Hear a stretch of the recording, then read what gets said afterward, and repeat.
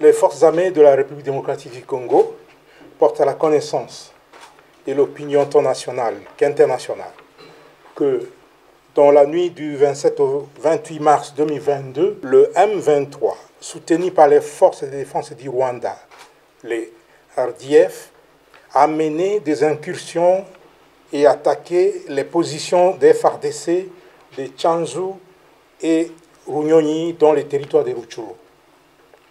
Au cours de ces attaques, les forces armées de la République démocratique du Congo ont mis la main sur 2 militaires rwandais. Il s'agit de l'adjudant Habyarimana Jean-Pierre, matricule AP de 27 779, et du soldat de rang Uwajeneza Muhindi John alias Wadje. Les 2 soldats rwandais sont là-bas, je vous les présente. Ça, c'est l'adjudant Habyarimana. Et l'autre là, c'est le soldat de rang appelé Uwajeneza Muhindi John. Ce sont les 2 qui ont été capturés au combat dans les territoires de Rutshuru. Tous sont du 65e bataillon de la 402e brigade d'infanterie des forces de défense du Rwanda. Ces 2 sources crédibles précisent les noms de leur unité et l'identité de leurs commandants de bataillon et de brigade.